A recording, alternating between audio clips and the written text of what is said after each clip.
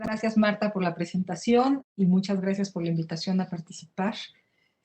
Bueno, pues efectivamente, como Marta ya anunció, mi conferencia se titula Documentos judiciales, expedientes, alegatos y escritos de procesados. Esto a partir de los actores que intervienen en un proceso judicial. No son los únicos. En un proceso intervienen diversos actores. Bueno, por una parte, los jueces o los juzgadores. Un solo juez cuando se trata de tribunales unitarios y cuando el juez interviene o se encarga de las dos etapas que componen un juicio, la etapa de averiguación y la audiencia o la etapa en que el juez dialoga con testigos, con procesados y escucha los alegatos de la defensa y de la acusación. En ocasiones, aunque se trate de juzgados unitarios, hay dos jueces. Uno se encarga de la etapa de instrucción y otro se encarga de la audiencia y la sentencia. Pero también existen otras posibilidades. Por ejemplo, tribunales colegiados, integrados por más de un juez, donde la sentencia se toma por mayoría de votos. O bien, juicios por jurado, en el cual interviene un juez de derecho, un juez con título profesional, que se encarga de aplicar la ley correspondiente, y ciudadanos o jurados que no tienen por qué tener formación jurídica y que valoran cómo sucedieron los hechos. Bueno, con independencia de todo lo anterior, en un sistema de justicia moderno o liberal, el juez tendría que ser imparcial y las partes deberían estar en equilibrio, es decir, el juez debe recibir las pruebas que le presentan la acusación y la defensa y a partir de estas pruebas valorar cómo sucedieron los hechos y cuál es la ley que se ajusta al hecho juzgado. Voy a centrar esta exposición en las décadas intermedias del siglo XX. Hay diferentes momentos en la historia de la justicia en México, todos ellos muy interesantes. Yo, por ejemplo, he estudiado la etapa anterior a la que ahora voy a exponer, que es la etapa en que intervenía un juicio por jurado. En esta ocasión elegí el siglo XX por los casos y por las fuentes. En este momento, en estos años, la justicia de primera instancia, en el caso de los delitos que eran más sancionados, tenían una mayor sanción en el Código Penal, era impartida por tribunales colegiados, ¿sí? La situación a la que me referí anteriormente. Cada juzgado estaba integrado por 3 jueces. Uno de estos jueces por turno se encargaba de la etapa de instrucción, pero también participaba en la siguiente etapa, a la cual, a la audiencia, que era pública, debían asistir los 3 jueces y después el juez que se había encargado de la instrucción presentaba un proyecto de sentencia que se votaba por mayoría. ¿Quiénes eran estos personajes? Los jueces eran nombrados por el Tribunal Superior de Justicia, en este caso del Distrito Federal. En otros, bueno, cada estado, cada entidad federativa cuenta con su propio Tribunal Superior de Justicia. En el caso de la Ciudad de México, que es el caso al que me voy a referir, los nombraban los magistrados del Tribunal Superior de Justicia reunidos en pleno. Quienes ocupaban el cargo de juez debían ser mexicanos por nacimiento o por naturalización al inicio del periodo, le estoy hablando ahorita de 1928, tenían que ser abogados titulados, es decir, contar con un título profesional, tenían que tener además 5 años de experiencia, ser especialistas en materia penal y tener antecedentes de buena conducta. Simplemente buena conducta, lo que pudiera entenderse por ello. El primer cambio que se hizo a estos requisitos tiene que ver justamente con lo anterior. Ya no se requería buena conducta, sino, y cito, ser de notoria moralidad, buenas costumbres y no haber sido sentenciado a pena corporal por delito intencional. En 1935 cambiaron las cosas.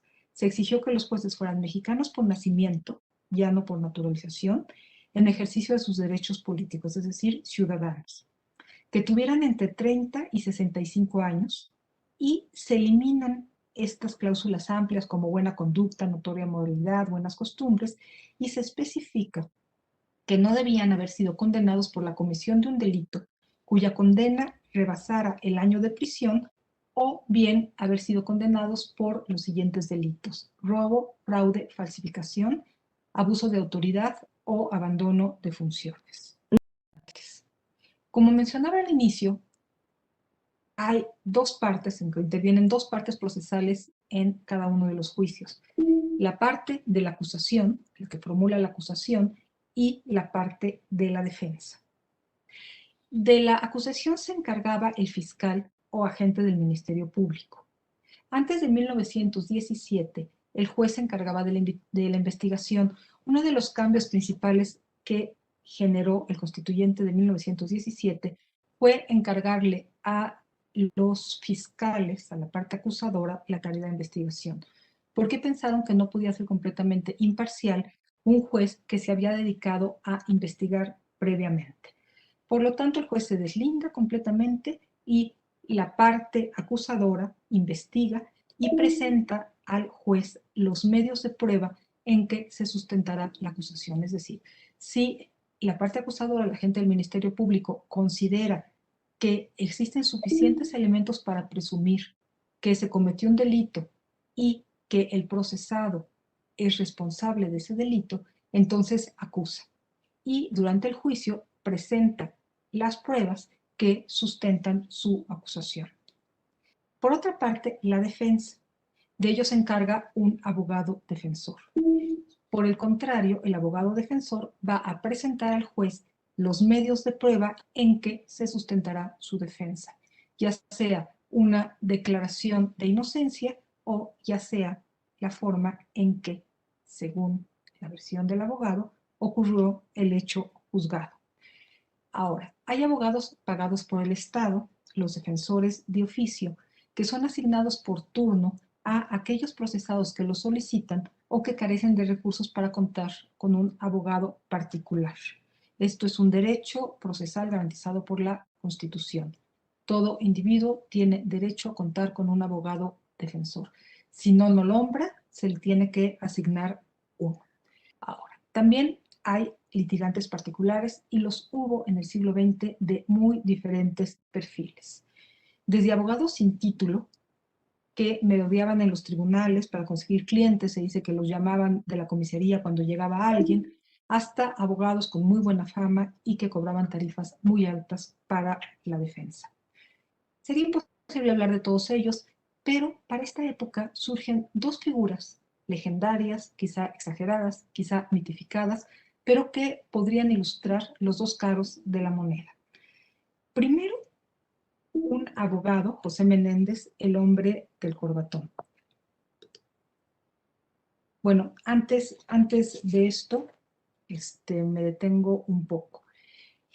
Las audiencias seguían siendo públicas, pero ya no eran como en el caso del juicio por jurado, audiencias que contaban, digamos, que se desarrollaban frente a una especie de auditorio con sillas y que recibían a todo tipo de espectadores.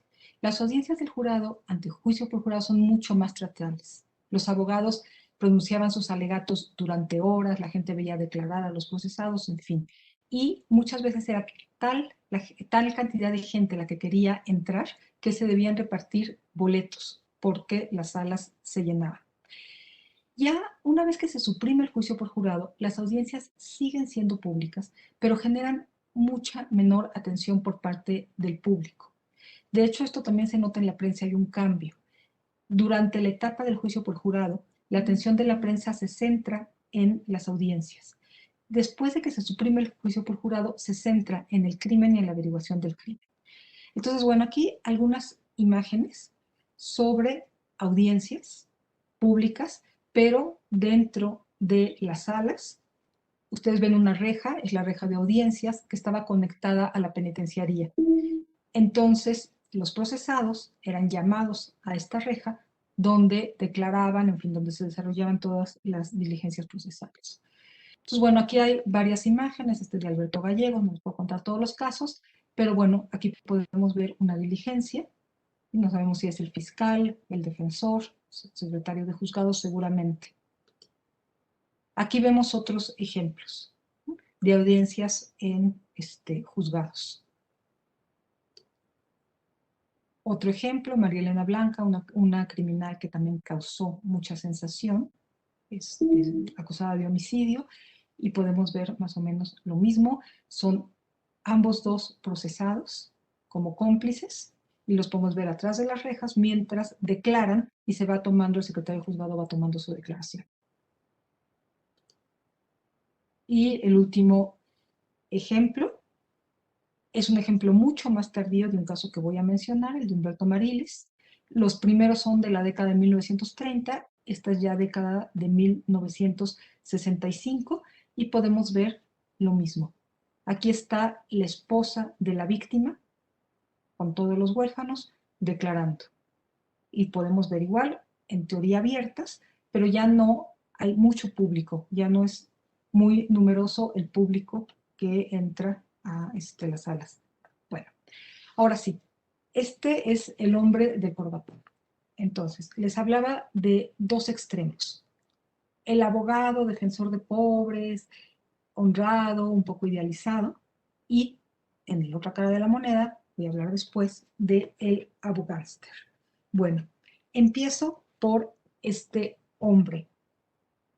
José Menéndez, mejor conocido como el hombre del corbatón, justamente por su indumentaria. Siempre llevaba ese corbatón al cuello. Bueno, no era un abogado titulado, pero litigaba en lo penal, no se exigía contar con título profesional y litigaba muy bien, era muy hábil y según consta en diversos testimonios de la época, era muy apreciado en los foros. Era español, asturiano de origen, y su espíritu aventurero lo llevó primero a Cuba y más tarde a México. Llegó a finales del Porfiriato, a finales del siglo XIX, a Tabasco en 1898. Tuvo que salir de San Juan Bautista tras firmar un texto sobre la independencia cubana, que él dice que en realidad no lo escribió, que había sido escrito por un párroco. Llegó a la Ciudad de México, vivió un poco de limosnas, hasta que empezó a frecuentar un restaurante que se llamaba El Bosque y al que asistían muchos toreros. Obtenía dinero escribiendo cartas de amor, pero poco a poco aprendió a defender legalmente a todos los que se metían en problemas en esta especie de restaurante, bar, cantina. Bueno, bajo el argumento de legítima defensa, ya a finales del Porfiriato, obtuvo la absolución de un banderillero español, José Traverso, quien era procesado por homicidio. Con esto inició su fama y esta fama la preservó, continuó trabajando, litigando en la etapa de las cortes penales. A algunos clientes les cobraba, a otros no les cobraba, a quienes no tenían recursos, y a las prostitutas las defendía gratis. Escribió sus memorias, tituladas Memorias del Corbatón, y de estas memorias tomé mucho de lo que les estoy exponiendo. Entonces, este sería el primer ejemplo de un documento a partir del cual podemos conocer a los litigantes. Bueno, él en este libro sostiene, como el preso es pobre hay que ayudarlo. Hacer el bien es un principio del hombre moral. Solía afirmar, era amigo de periodistas y, como les digo, también se captó la simpatía de magistrados y de jueces. En 1924, por defender a prostitutas, se le iba a aplicar el artículo 33, es decir, la expulsión del país. Inmediatamente se suscitó una campaña de apoyo en la prensa y diversos grupos, incluyendo a jueces, solicitaron la intervención de Álvaro Obregón. El abogado que orquestaba la expulsión se entrevistó con Obregón y le solicitó que no suspendiera la expulsión porque Menéndez acostumbraba a defender a las mujeres galantes. Cuenta historia que entonces le respondió Álvaro Obregón, pero mi querido amigo, ¿a quién va a defender entonces? ¿A las 11,000 vírgenes? Obregón suspendió la orden de expulsión y José Menéndez permaneció en el país. En la otra cara de la moneda, otro abogado legendario, Bernabé Jurado, quien representa a la figura del abogánster. Jurado nació en Chihuahua hacia 1910, este era Bernabé Jurado. Era hijo de un hacendado quien perdió sus propiedades y su vida a mano de los villistas. Bernabé Jurado trabajó en una mina, después viajó a la Ciudad de México y con el apoyo de familiares, estudió Derecho. Se casó 14 veces y defendió a los personajes más famosos de la época. Por ejemplo, divorció a Pedro Infante. A sus clientes los solía citar en la cantina de la ópera y representa, como les decía, la figura del abogánster. Escribió Carlos Monsiváis, y cito: el abogánster es un término de la década de 1940 que califica a un personaje devastador, bastante menos excepcional de lo que se pensó. El arquetipo Bernabé Jurado, de vida en el mejor de los casos tumultuosa, disfruta de una fama prontuario de leyendas acumuladas. En un descuido real o inducido de los empleados, distrae del expediente un documento comprometedor y se lo come. Paga testigos falsos. Patrocina torturas que desembocan en la confesión de inocentes. Anda siempre con un amparo en la bolsa. Golpea salvajemente a sus compañeras. Es la imagen del influyentazo, el abogado penalista de la Ciudad de México, al que nadie le informó nunca de la existencia de los escrúpulos. No muy distante de esta imagen es la imagen que brinda el novelista Eugenio Aguirre en su obra El abogánster, dedicada precisamente a Bernabé Jurado. En ella relata la vida del protagonista en primera persona. Bernabé Jurado se presenta a sí mismo como mujeriego, adicto a la droga, violento, corrupto y efectivamente con pocos escrúpulos. Cultivaba su fama porque iba de la mano de otra fama, su habilidad para ganar incluso los casos más difíciles. Se dice que abogados penalistas recurrían a él cuando las cosas estaban perdidas. Tuvo muy buenos amigos periodistas, como el Güero Telles, pero también tuvo muy buenos enemigos periodistas, como Carlos de Negri. Cuidaba que tanto los periódicos lo tuvieran en la mira, ya fuera por sus triunfos en los tribunales o por escándalos personales, de los cuales hubo muchos. Ahora, como les digo, estos son extremos. Básicamente tenemos un amplio panorama, una amplia gama de litigantes particulares, privados, de todos tipos. El tercer personaje en el que me centraré en esta plática, los procesados. Dado que a verdadera la etapa de las cortes penales, los procesados cometían los delitos más sancionados en el Código Penal, es decir, eran juzgados por cortes penales quienes cometían un delito cuya pena media rebasara los 3 años de prisión o una multa que superara los 30 días de utilidad. Sobra decir que el perfil es variadísimo, tan variado como el de los litigantes. Es decir, presenté estos dos figuras opuestas, pero la gama intermedia es amplísima. Bueno, no son los únicos actores que intervenían en los juicios, que tenían voz y que dejan testimonio.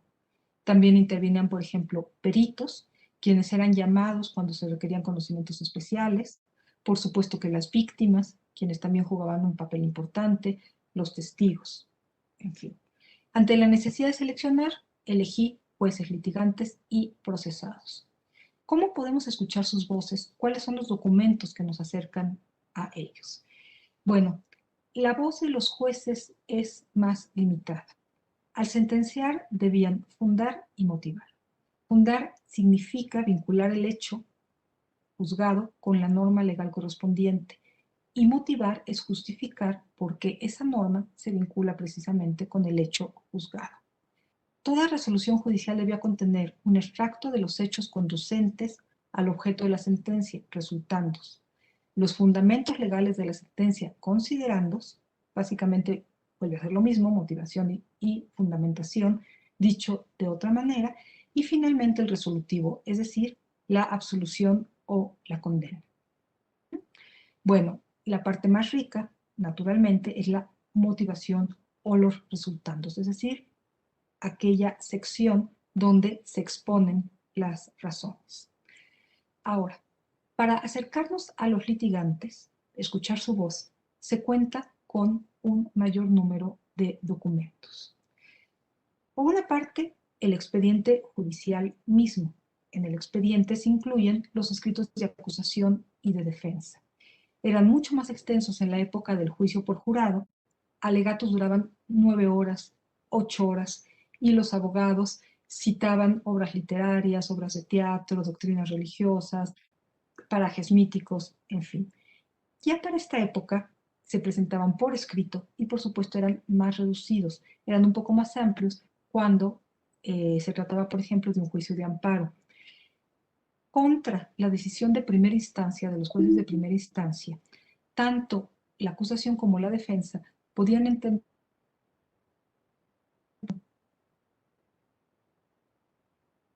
la legalidad de la sentencia era revisada por magistrados de segunda instancia. Todo esto, justicia local, Tribunal Superior de Justicia del Distrito Federal y jueces de primera instancia del Distrito Federal.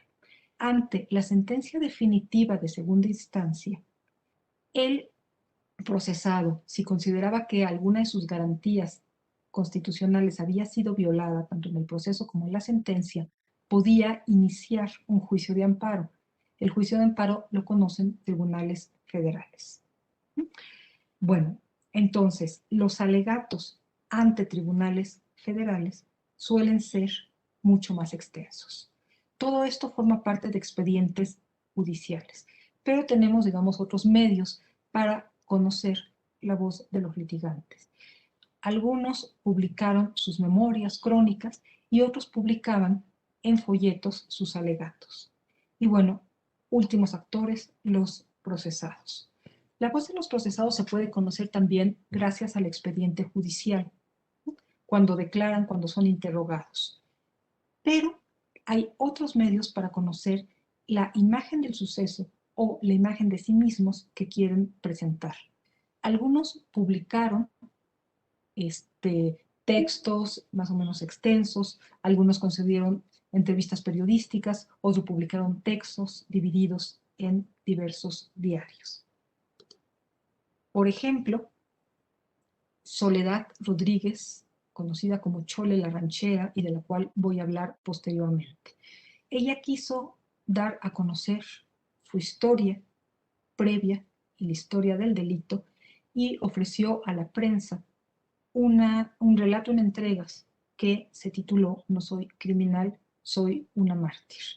La primera entrega se publicó el 9 de mayo de 1934 y podemos ver que la primera parte, digamos, para dar cuenta que efectivamente ella era la autora, se publicó con la firma de la procesada y con su imagen. Bueno, esto se fue publicando por entregas.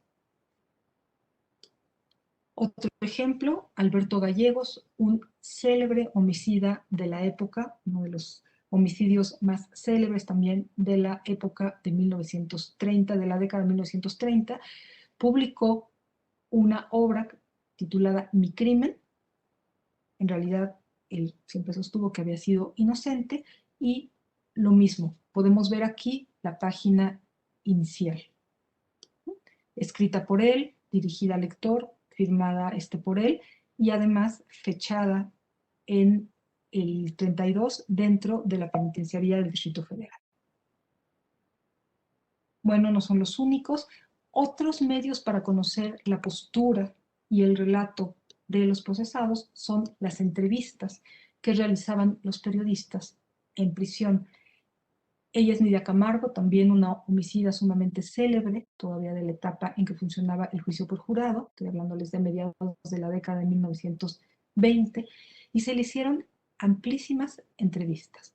Como ejemplo, una de ellas, el reportero la visitó en la celda de la prisión, y son hojas y hojas de la vida y la historia, y cuando ella fue absuelta, le hicieron otro reportaje, esta vez Excelsior, en su casa. Y entonces ella ya relató qué hacía día a día después de haber salido de la prisión, cuáles eran sus expectativas, cuáles eran sus planes. Entonces, bueno, podemos conocer la voz de los procesados por medio de diferentes testimonios, aunque advierto, no son los únicos, y hay otras voces que son muy importantes y que pueden conocerse tanto en la prensa como en expedientes judiciales, como la voz de los testigos. Y también hay otro actor muy importante, que eran los periodistas de nota roja, pues su reconstrucción y su versión del crimen y del delincuente tenía amplia difusión y posiblemente también tenía peso en las decisiones judiciales. Bueno, en conjunto, todas estas voces permiten reconstruir el proceso judicial. En otras ocasiones se ha dado también cuenta de las representaciones de la justicia en la prensa o en el cine, o dicho de otra forma, de la nota roja y el cine como fuentes para la historia de la justicia, pero, como lo repito hasta ahora, me voy a centrar en 3 actores. Jueces a través de procesos judiciales, litigantes a través de expedientes judiciales en ocasiones alegatos y procesados, expedientes judiciales, entrevistas y escritos propios. Para todo ello tomé material de una investigación más amplia sobre la justicia que mencionó Marta, que se publicó hace algunos meses, cuyo título es En tela de juicio, sistema judicial, homicidios célebres y opinión pública. Elegí casos para los cuales cuento con los 3 tipos de testimonio y que por lo tanto me permiten ilustrar los materiales o los documentos a los cuales me he referido y además contrastar las voces de estos 3 personajes o actores. Bueno, empiezo por un homicidio cometido en 1932. En todos los casos se trata de procesos célebres, lo cual multiplica la posibilidad de acceder a múltiples fuentes. Por ejemplo, en esos casos, la voz del procesado no la conocemos únicamente por el expediente, sino que la conocemos por las entrevistas y porque además los periodistas también asistían a las audiencias y entonces daban cuenta detallada de lo que pasaba, en fin. Bueno, entonces, el primer caso. El primer caso fue célebre no por el homicida, sino por la víctima. Se trata del homicidio del famoso cantautor, compositor, cantante Guti Cárdenas. Es un caso de 1932. Bueno, cuando Guti Cárdenas fue asesinado, estaba en la cúspide de su carrera artística, acababa de llegar de una muy exitosa gira por Estados Unidos y emprendía un proyecto que consistía en rescatar la música maya. Esa noche, Guti Cárdenas llegó a una cantina del centro de la ciudad, al Salón Bash. Iba acompañado de un empresario de espectáculos y de una amiga. El nombre del empresario era Eduardo Galvez, la mujer se llamaba Rosa Madrigal, y estando en el sitio se les unió otro cantante, Arnulfo Larios. Se acomodaron en un reservado, ahorita regreso a esta foto. Esta es una imagen, ya cerró la cantina, pero todavía se tomó en la cantina, es una imagen actual y estos eran los reservados. Bueno, se colocó entonces en un reservado o pullman y llegaron al sitio 2 españoles, Ángel y José Peláez, dueños de una zapatería ubicada en la calle de Gante, así como un cantador de flamenco, Jaime Carbonell, alias El Mallorquín. Bueno, todos se reunieron en la barra. La barra está, si ustedes están viendo la imagen de frente, del lado derecho, cruzando las mesas. Todos se reunieron en la barra y empezaron a cantar. Estaba cantando el cantador de flamenco, cantaba Guti Cárdenas. Bueno, en algún momento, Guti Cárdenas quiso acompañar al mallorquín cantando una canción española. Y José Peláez le dijo, tú no sirves para eso. En fin, el yucateco se ofendió enormemente y lo retó a unos pulsos o vencidas de dedos. Estas peleas de fuerza de brazos o de dedos. Bueno, comenzó el enfrentamiento, empezaron a pelearse, empezaron a reñir y su hermano Ángel sacó una pistola, cortó cartucho y en ese momento el pleito se interrumpió, los grupos se separaron, los españoles se quedaron en el mostrador y los otros regresaron a el privado.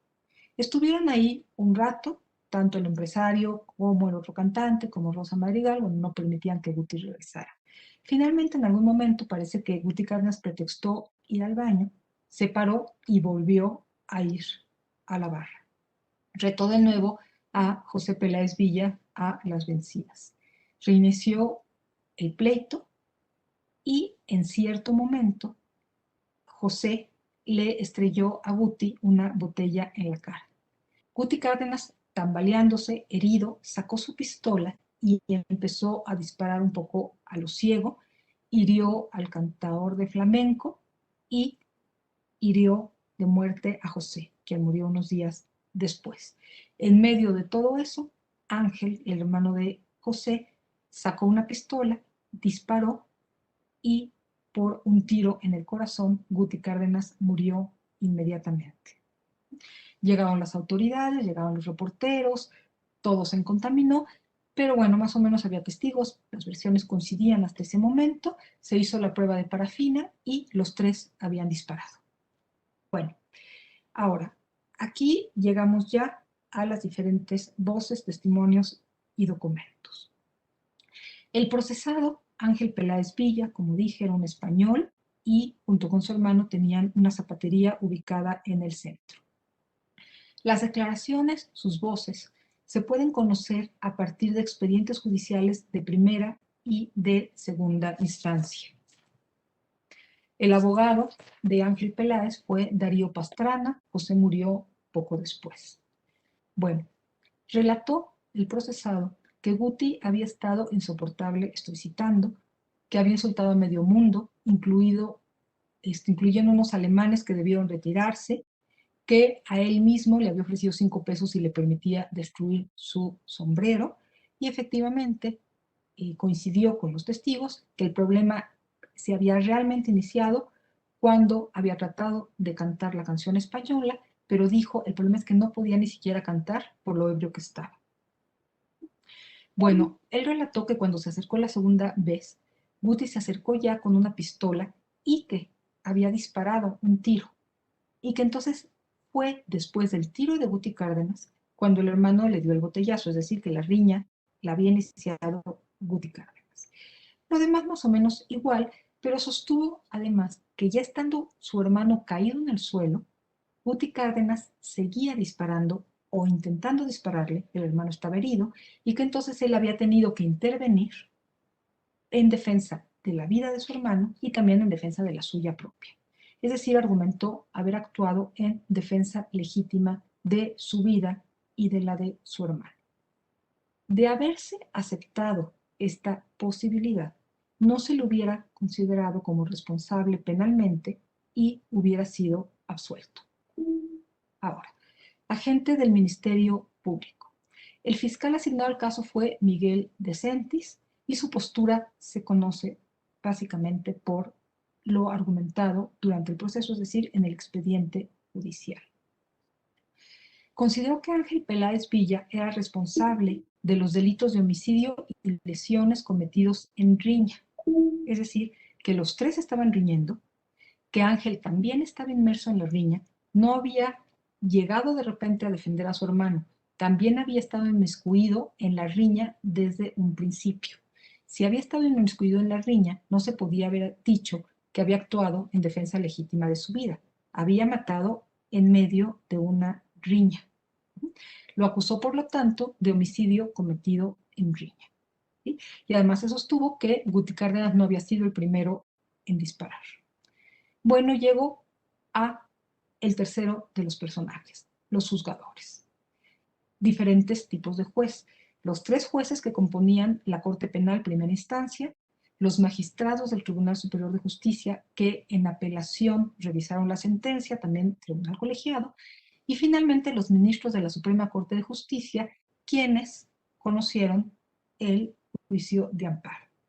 Bueno, en primera instancia, los jueces de la Corte Penal determinaron que efectivamente Ángel Peláez había actuado en defensa legítima de la vida de su hermano. Tenemos otra vez las declaraciones de Ángel, pero tenemos también lo dicho por los jueces. Argumentaron que quien había provocado la riña había sido Gregorio Cárdenas Pinelo, pues, y cito, había bebido en demasía y excitado por el alcohol, en ese ambiente tan propicio a las riñas y disgustos hasta para las causas más futiles, y en la impertinencia peculiar a todo ebrio, había perseguido a José Peláez hasta el mostrador. O sea, habían dado mucho peso al hecho de que los grupos estaban separados y Guti Cárdenas había ido de nuevo a provocar el enfrentamiento. Es decir, la víctima, en su consideración, en su opinión, había sido el agresor y había bebido demasiado. Continúo. Afirmaron que el procesado ni siquiera había participado en la riña, pues había disparado cuando había terminado y uno de los contrincantes, su hermano, ya estaba indefenso en el suelo. y justificaron así su intervención, y otra vez cito: la reacción defensiva por parte del procesado es evidente y fue proporcional al ataque, dada la circunstancia de que no debía esperar para defender a su hermano, para después preguntar: ¿cómo podría permanecer impasible, indiferente, inactivo, al ver que su hermano, un ser tan querido, iba a ser lesionado a muerte en manos de un adversario que ya dirigía contra él su arma? Y finalmente concluyó: esto revelaría una falta absoluta de valor y de cariño que todos censurarían. Por lo tanto, al justificar la intervención de Ángel Peláez en defensa de su hermano, los jueces aludieron a códigos de ética y de conducta imperantes en la época. ¿Sí? Este es, digamos, su discurso. Condenar la ebriedad y vincular el consumo de alcohol con la comisión de actos delictivos fue muy común en aquellos años, en los cuales cobraron fuerza las campañas gubernamentales contra el alcoholismo, campañas que se justificaron precisamente con base en los supuestos estragos que la bebida causaba en la salud y en la conducta de los consumidores. El alcoholismo se vinculó con la agresividad, con la peligrosidad, con la criminalidad. Además, en estas campañas se instaba o se pretendía revisar, limitar, regular, cerrar los centros nocturnos y otros espacios considerados como peligrosos. Ahora bien, de forma paralela, los jueces también ensalzaron el valor masculino, lo cual no resulta nuevo, de hecho es una cuestión muy tradicional. La valentía ha sido constantemente un atributo apreciado en el caso de los varones. Además, otorgaron una considerable importancia al cariño de la familia, lo cual tampoco era nuevo, aunque la relevancia concedida a la familia pudo reforzarse en ese momento a raíz de las preocupaciones por la institución familiar, derivada de la inquietud por la creciente incorporación de las mujeres a la vida profesional y laboral, y por el debilitamiento también en esta época, década de los 30, de la moral religiosa, efecto del anticlericalismo de los gobiernos revolucionarios. Bueno, otro punto interesante. Los jueces de la Corte Penal justificaron su decisión con base en la aceptación general que tenían esos modelos, sosteniendo que la falta de valor y de cariño filial por parte de Ángel hubiera sido reprobada por todos. Es decir, estaban aludiendo supuestamente a valores compartidos, o sugirieron que la sentencia estaría en consonancia con la opinión de la comunidad. Bueno, al considerar que este homicidio había sido cometido en defensa legítima de la vida de su hermano, entonces lo absolvieron. Apeló el agente del Ministerio Público. El caso lo revisaron los magistrados del Tribunal Superior de Justicia del Distrito Federal y consideraron que no había sido así, que efectivamente había existido una riña, que los tres habían reñido y que la riña es incompatible con el excluyente de defensa legítima, porque quien había actuado así había tenido la posibilidad de evitar la riña y con ello evitar el desenlace. O sea, solamente se justifica la defensa legítima cuando quien se defiende no pudo haber evitado el daño ni lo había provocado. Sí aceptaron, sin embargo, que Guti Cárdenas había sido quien había provocado todo y, por lo tanto, dictaron una sentencia por debajo de la media. Es decir, concluyeron que Ángel Peláez Villa había agredido a Augusto Cárdenas Pinelo provocado por el disparo que acababa de hacer contra su hermano José, porque aunque Ángel hubiera previsto la riña, aunque no había hecho nada para impedirla y aunque podía haberla impedido, es enteramente conforme con la razón y la naturaleza humana, estoy citando, que al ver a su hermano herido y a Cárdenas en actitud de seguir disparando, interviniera en tal riña con el ánimo de inutilizar al repetido Cárdenas para que siguiera haciendo daño a su hermano. La sentencia fue de 4 años de prisión, con la cual alcanzaba libertad condicional. Aquí lo interesante es que no vemos realmente un enfrentamiento de valores. Aquí lo que vemos es una diferente interpretación de cómo sucedió el hecho y a partir de ello cuál era la norma aplicable.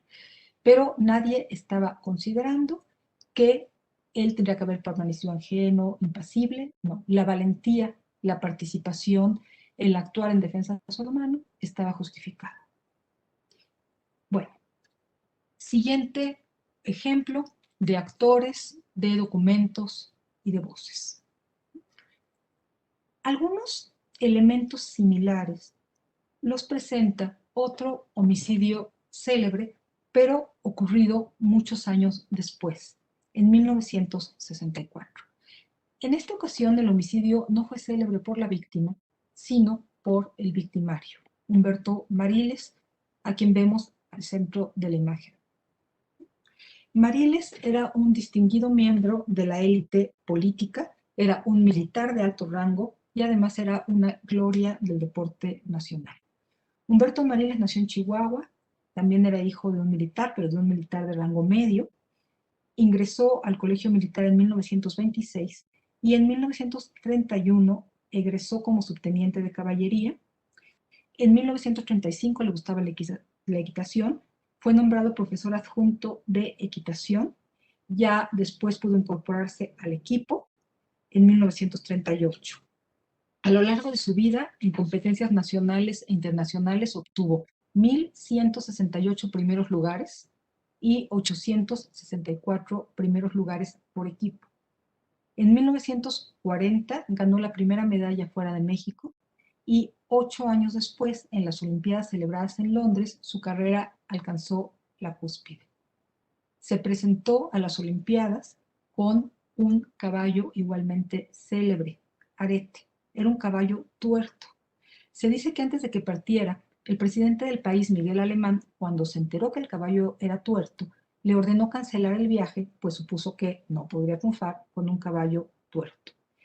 El general no venció la orden, embarcó y llegó a Londres, ahí se le persiguió, había una orden de aprehensión por desacato y deserción, participó en la competencia y se convirtió en el único deportista mexicano que ha logrado obtener 3 medallas en los mismos Juegos Olímpicos, una de oro en salto individual, otra de oro y una de bronce por equipo. A su regreso fue recibido como héroe nacional, recuperó el favor de Miguel Alemán, también lo había apoyado el anterior presidente, Manuel Ávila Camacho. Fue nombrado coronel y director del equipo nacional ecuestre y además ganó el control de la Asociación Nacional Ecuestre, que tenía muchos terrenos y muchos recursos. Recibió muchísimos homenajes, muestras de simpatías, también su caballo, al animal, que además después se dijo que no era caballo sino yegua. Se le dedicaron también corridos y cuando el caballo murió poco después, en 1952, se le sepultó con honores militares. También a Mariles se le compusieron una serie de canciones, un danzón, el arete de Mariles, en fin. Sus triunfos hípicos corrieron a la par que sus ascensos militares. Fue subiendo de grado rápidamente y llegó a ser general brigadier. El último grado después de general brigadier es general de división, no hay otro. Sin embargo, pocos años después su suerte empezó a cambiar. Sin arete no volvió a ganar medallas olímpicas, se le fue quitando el poder en el mundo ecuestre, protagonizó muchísimos pleitos personales, tuvo un conflicto con el ejército por los terrenos, en fin. Y su carrera declinó significativamente en 1964. Conducía Humberto Mariles su coche, iba por la lateral del periférico, cuando se le cerró, es decir, se le atravesó de forma abrupta otro vehículo que conducía un maestro de obras, Jesús Velázquez. Empezaron a insultarse, sobre todo el general empezó a insultarlo, el otro le respondió, siguieron, digamos, cerrándose, hasta que finalmente el maestro de obras se detuvo en la lateral del periférico, a la altura del bosque de Chapultepec, porque trabajaba justamente en las obras de construcción del bosque de Chapultepec. Hasta aquí coinciden las versiones del victimario y de la víctima. Se sabe también que poco después Jesús Velázquez, el maestro de obras, fue conducido a la Cruz Roja porque Humberto Mariles le había disparado y lo había golpeado. Lo que no se conoce a ciencia cierta es lo que ocurrió desde que se detuvieron hasta que llegaron los testigos y el herido fue conducido a la Cruz Roja. De nuevo sabemos lo que pasó ahí. Estaban en la Cruz Roja, Mariles era muy amigo del director de la Cruz Roja y le pidió que le dieran la mejor atención, lo metieron inmediatamente al quirófano. Humberto Mariles estaba custodiado por un policía de avanzada edad que no se le despegaba. En cierto momento le dijo Mariles que lo dejara en paz, que le daba su palabra de honor como militar de que no escaparía. El agente accedió, salió a la puerta donde estaban sus otros compañeros, estaban vigilando la entrada del hospital, y Humberto Mariles entró al baño y escapó por la ventana. Estuvo un año prófugo. Bueno, ahora voy a hablarles en este caso primero de la fiscalía y de la víctima, porque Jesús Velázquez vivió algunos días y tuvo la posibilidad de contar su versión. Él sostuvo que durante la persecución en el periférico se había dado cuenta de que Mariles estaba armado.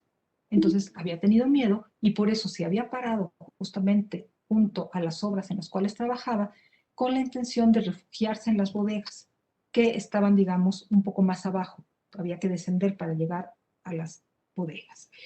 Que mientras Mariles lo perseguía, le gritaba que se bajara, que ya sabría quién es el general Mariles, que de él nadie se burlaba y que a él se le respetaba con o sin uniforme.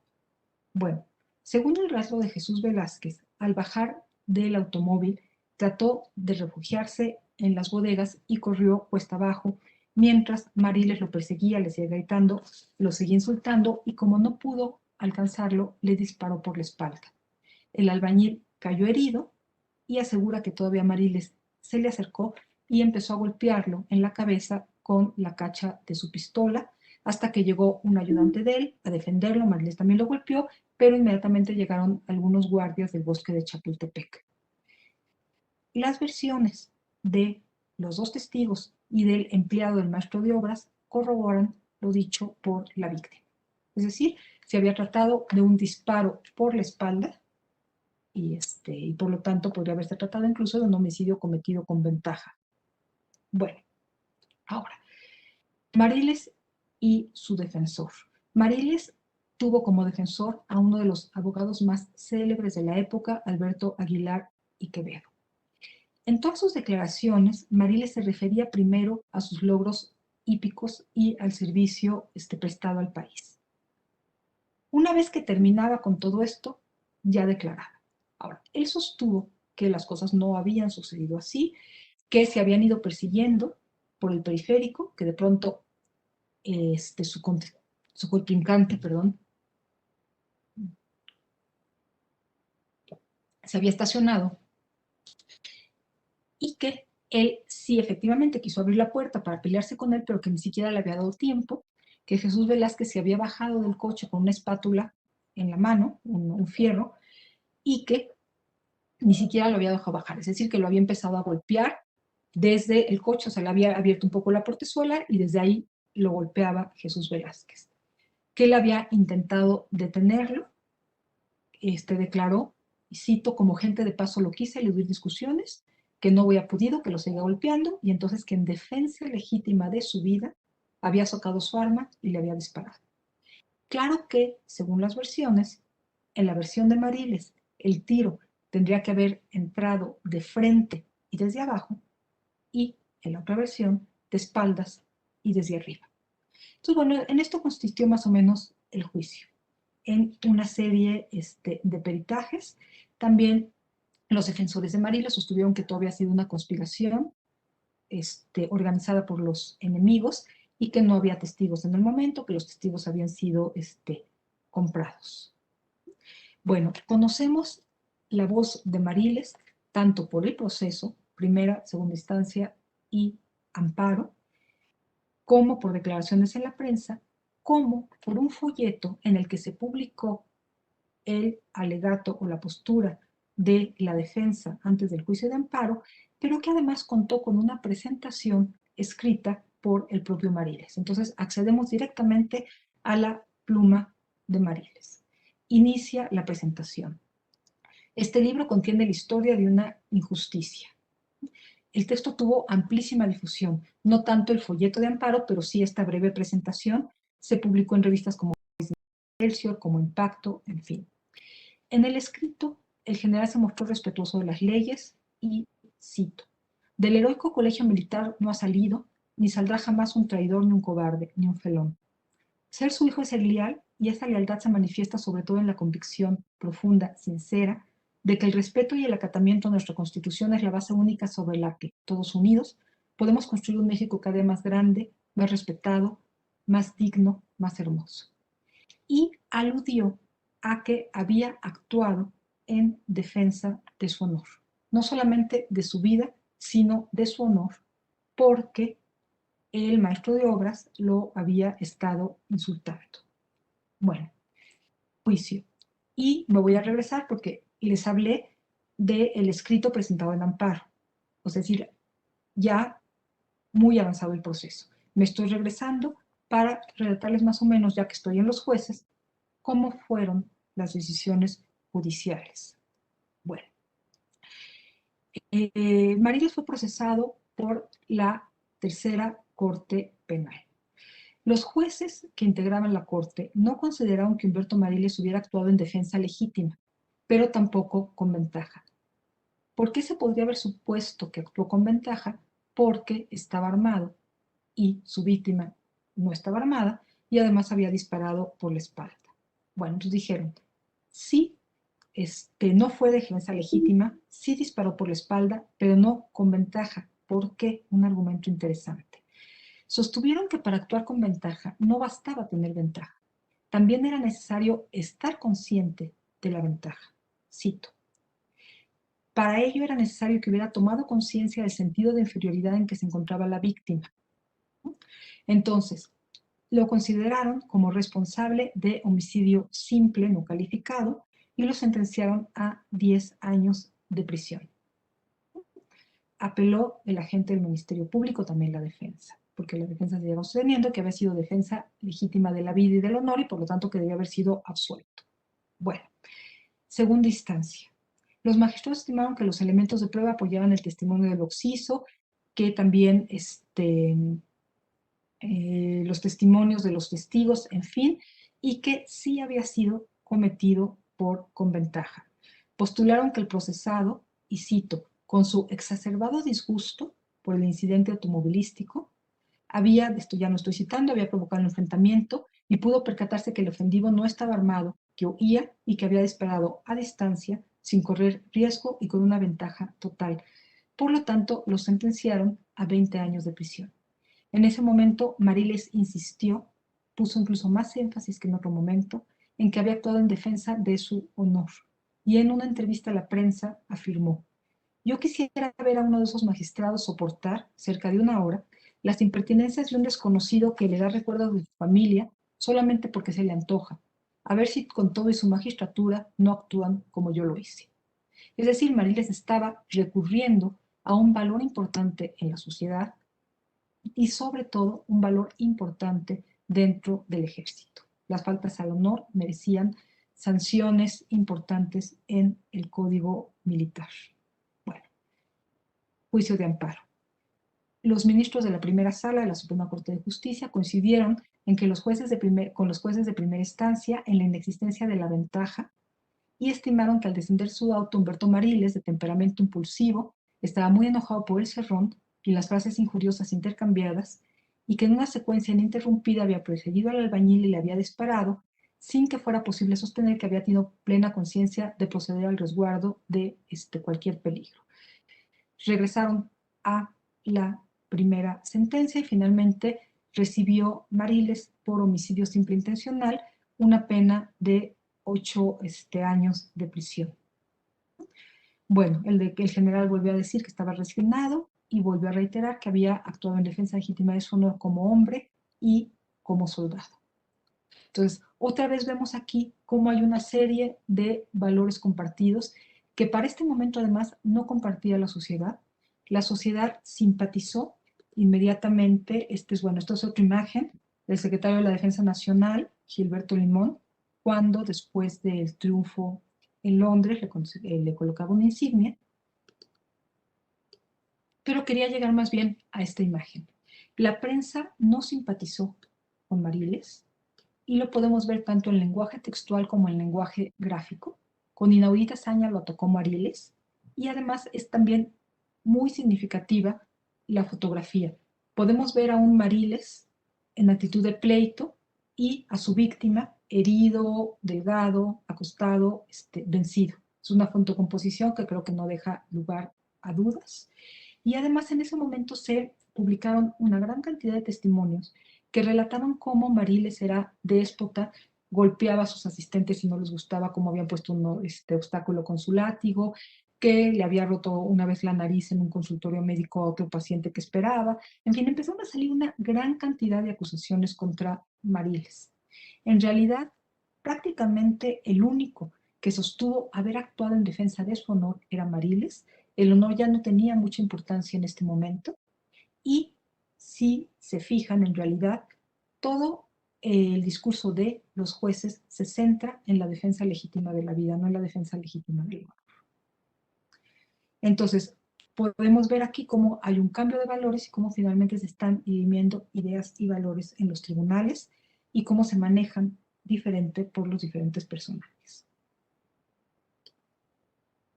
El último caso, el de una mujer, ya les había hablado de este caso, Soledad Rodríguez, alias Chole la Ranchera, es un caso de 1934.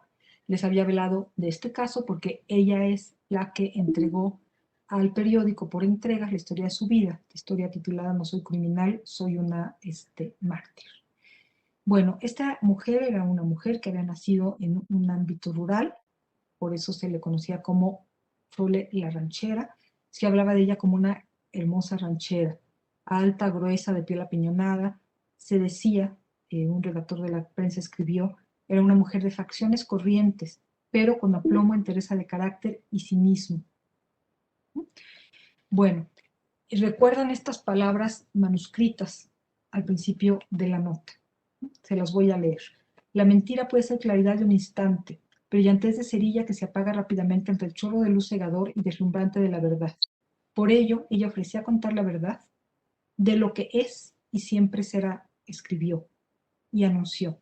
Será un documento humano, claro y transparente como mi existencia misma, desarrollada al arroyo de los ríos, en la placidez del campo y en la ruda monotonía de las montañas.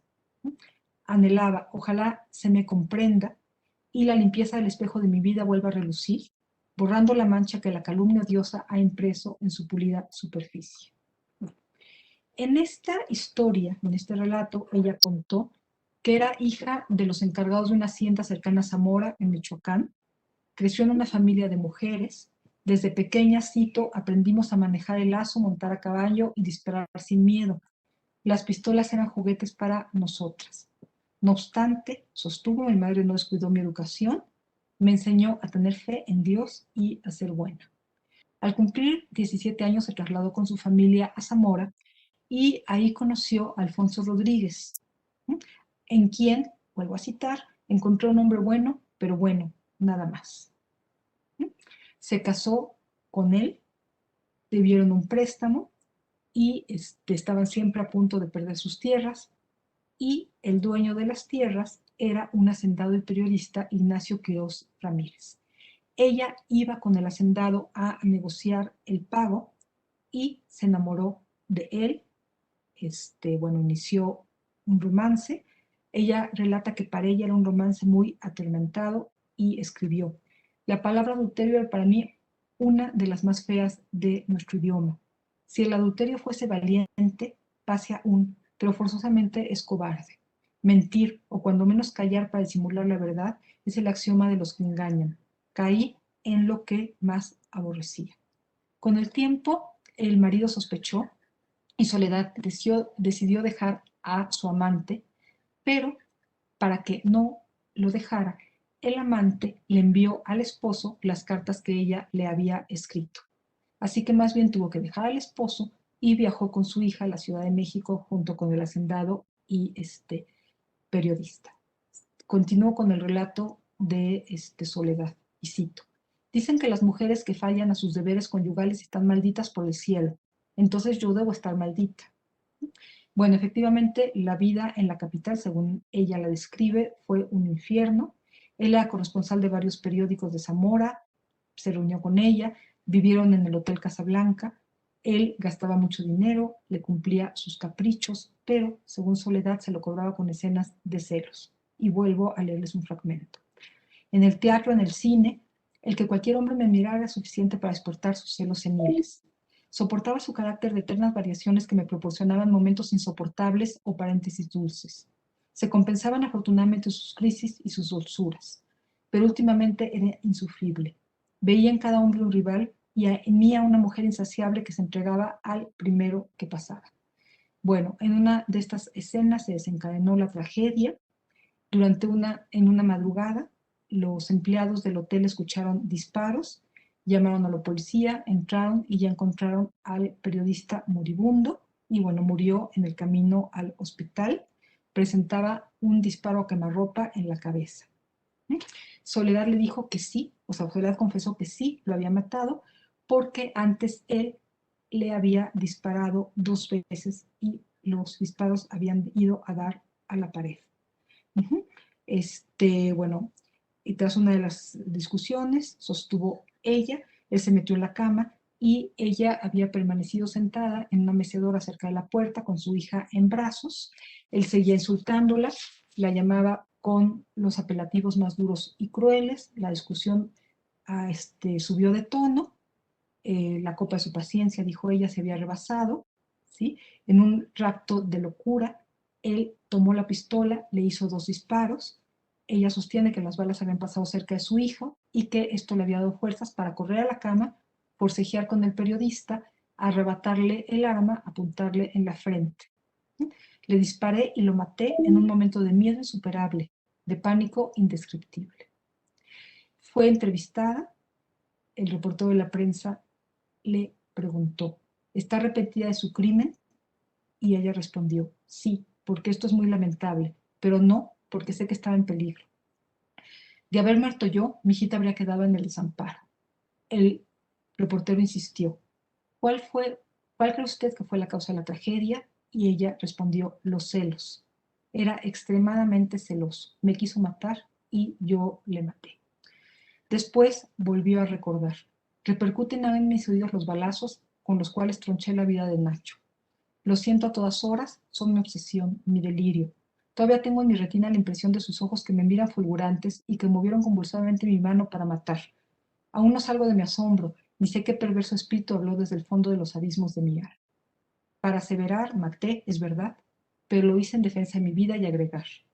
Mi conciencia no me acusa de haber obrado deliberadamente y me dice, no eres criminal, eres una mártir. Bueno, esta es la visión que ella presenta del hecho y que presenta de sí misma. Y aquí resultan muy interesantes las otras voces. Bueno, tanto la prensa como el fiscal la acusaron inmediatamente. El agente del Ministerio Público consideró que Soledad Rodríguez había matado a su amante por celos. Cuando los empleados del hotel llegaron, ella dijo, fue por celos. Se estaba refiriendo, como lo diría después, a los celos de él, pero esto lo tomó el fiscal como una prueba de confesión, de que ella lo había matado por celos. Además, se dijo que faltaba dinero, que ella quería huir con el dinero. Pero lo más importante, se demostró en el peritaje que los tiros no podían haber salido desde la cama y que no los podría haber, digamos, por la trayectoria, hecho el hombre acostado, que se habían hecho a otra altura.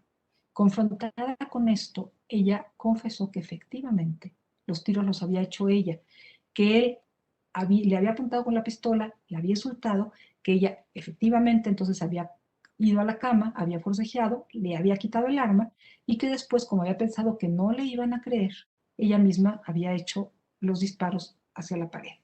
Pero bueno, a partir de este peritaje, pues naturalmente ya su versión perdió fuerza y el agente del Ministerio Público la acusó de haber cometido un homicidio con las calificativas de premeditación, alevosía, ventaja y traición. Es decir, una pena para un homicidio calificado que podía llegar hasta los 20 años. Nótese que en este caso no se habló ni de riña, ya no digamos de defensa. Se pidió una pena muy alta, prácticamente la mayor que podía recibir un homicidio en este momento. El abogado defensor no solicitó que se tomaran en cuenta algunos excluyentes que ella misma alegó.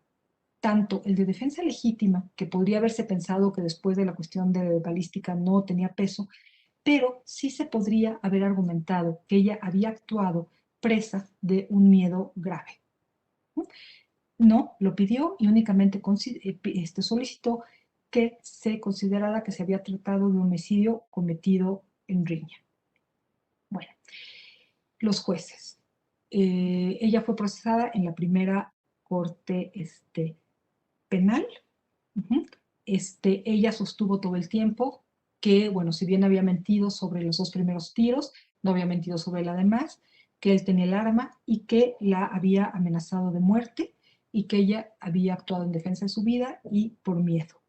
Bueno, los juzgadores no dieron crédito a su versión y la condenaron a 17 años de prisión por homicidio calificado. Cambió de abogado defensor en la segunda instancia y en el amparo, primero un abogado que se enfermó y después Jorge Guerra Leal. Bueno, Jorge Guerra Leal argumentó que los jueces de la corte no habían tomado en cuenta la personalidad de la procesada ni del occiso. Él llamó a testigos, los testigos declararon que ella era una buena mujer, que, bueno, que se había enamorado, además el esposo es el que la había puesto en esa situación aprovechándose de ella para que negociara la deuda, y también llevó a muchos testigos que declaraban que la víctima era un hombre muy violento y muy celoso. Entonces el abogado argumentó que ella había actuado en defensa legítima de su vida y por miedo grave y solicitó la absolución. Se refirió a cuestiones como muy técnicas, pero también a otras. Ella resaltó los sufrimientos de la mujer, el hecho de que el esposo mismo la había mandado a que se entregara al hacendado para que no le cobraran su deuda y que la había colocado en una disyuntiva, conservar su honra, pero sacrificando el ideal de independencia económica y perdiendo las tierras, o bien perdiendo la honra, pero obteniendo el dinero necesario para la siembra. Sostuvo el abogado que la decisión no había sido fácil y que el periodista había empleado todas las armas para seducirla, siendo ella, como lo habían establecido los peritos, una mujer débil, sin voluntad, sugestionable, y que además, después de lograrlo, la había traicionado revelando la información al marido, siendo, como habían señalado los testigos, un ser malvado, peligroso, que no reparaba en los medios para obtener su propósito, hacerse dueño y señor absoluto de Chole al provocar el repudio de su esposo. Es decir, convirtió a la víctima en el verdadero victimario. Señaló que mientras el derecho político y civil marcaban diferencias entre hombres y mujeres, y esto es muy interesante por la cuestión de género. Además de lo anterior, dijo, mientras el derecho político y civil marcan diferencias entre hombres y mujeres, para este momento las mujeres todavía no podían votar a nivel federal, y dijo, hay diferencias producto del miedo de los hombres hacia las mujeres y de su deseo de mantenerlas tuteladas, sojuzgadas y en situación de inferioridad.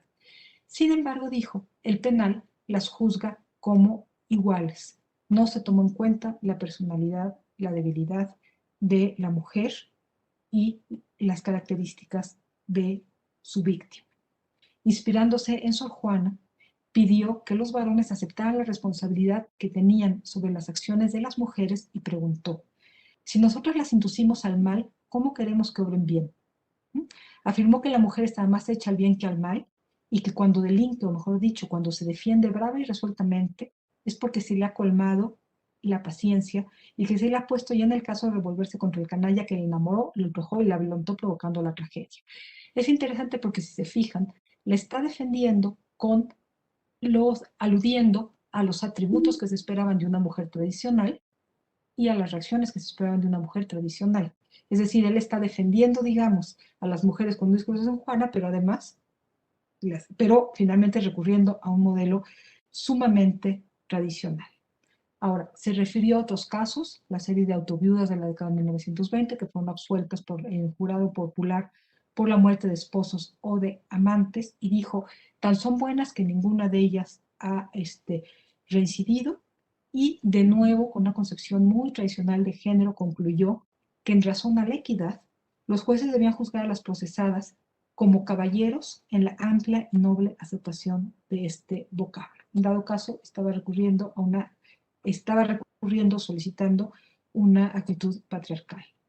Bueno, No se aceptaron estos argumentos, ni defensa de la vida, ni miedo grave, que era otro excluyente de responsabilidad, y la sentencia se ratificó. Bueno, pues hasta aquí me centré en nuestros tres personajes para acercarlos a personajes y actores del proceso judicial, pero sobre todo a los documentos que permiten escuchar sus voces y un poco a sus voces, al contraste de posiciones que no solamente son posiciones encontradas en la explicación o en la reconstrucción del hecho o en el debate sobre la norma aplicable, sino que muchas veces también se están dirimiendo modelos de conducta, modelos de valores o concepciones de género. Bueno, muchas gracias.